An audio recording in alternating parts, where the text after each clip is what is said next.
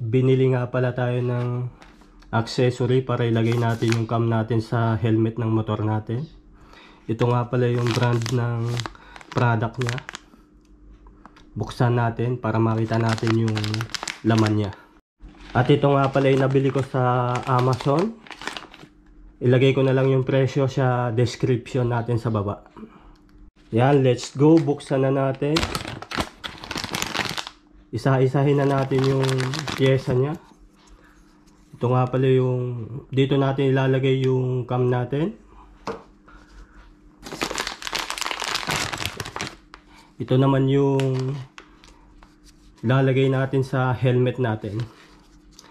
At ito nga pala yung parteng ito, medyo goma siya pero matigas yung pagkagoma niya. At simple lang naman ito ilagay. Adjust lang natin yung tornilyo dito para lumuwag at sumikip yung kapit niya sa helmet natin. Wala na siyang tali dito sa taas at sa baba. At nandito naman yung ibang accessory natin. Ito na siya, meron siyang tali dito para ilagay natin sa pyesa nito. Lalagay natin dito at ito naman nakatali sa helmet natin. At ito pa yung tools para higpitan natin yung lagayan ng helmet natin dito. Para mas humigpit yung kapit niya, mas maayos. At ito pa yung mga iba niyang accessory kasama dito sa binili natin. Totally ito na lahat yung mga piyesang nilalaman ng ating binili. Yan guys, ganito naman yung totally sarado niya. Ganito yung sukat niya. At ganito naman yung sukat niya kapag totally open na siya. At ang bigat naman ng accessory natin ay nasa 72 gram. At yung iba namang detalye, lalagay ko na lang sa description sa baba. At syempre, bago tayo kumuha ng ganitong accessory para sa ating holding action cam para sa ating helmet, tingnan muna natin yung disenyo ng helmet natin. Kung may tela naman, pwede naman siyang itupi o tanggalin lang natin yung clip niya dito at doon natin padaanin yung accessory natin. Simple lang naman yung paglalagay niya. Lagay na natin dito sa parte ng baba ng helmet natin. Let's go!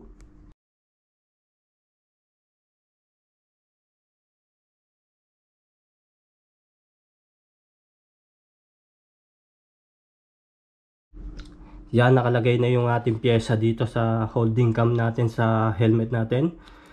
At nahigpitan na natin ito sa pamamagitan ng tools na kasama niya. Mahigpit na siya. Tapos ito nga pala yung tali, ilalagay natin dito sa helmet natin dito. Dito natin isasabit. Dito sa may clip ng foam natin sa loob ng helmet. Yan, nakasabit na siya dito para in case na lumuwag to, hindi siya basta-basta mahuhulog kung saan-saan. Kaya safety din. At wala na din siya ditong tali na papasok dito sa loob ng helmet natin at sa ibaba. Kaya pwede natin ito isara ng totally sarado. Kaya okay na okay siya. Hindi na siya naibo, mahigpit na. Yan guys, nakakabit na yung ating cam sa helmet natin. At kung gusto nyo naman mas mataas ng konti, meron pa tayong accessory dito. Additional accessory. Pero tingin ko naman maayos naman siya. Hindi natatakpan yung visibilidad natin dito sa unahan ng helmet natin. Okay siya. Sunod naman natin yung accessory natin sa mic. Yan guys, ganito nga pala yung ating studio natin para sa mga product review. Ito siya. Yan, may ilaw pa tayo. Yun nga, salamat sa inyong suporta at sana manatili kayong malusog ang pangangatawan. Importante yon. Salamat. God bless sa atin. Tuloy lang palagi. Yan, paalam na. Hanggang sa muli guys. Ingat palagi.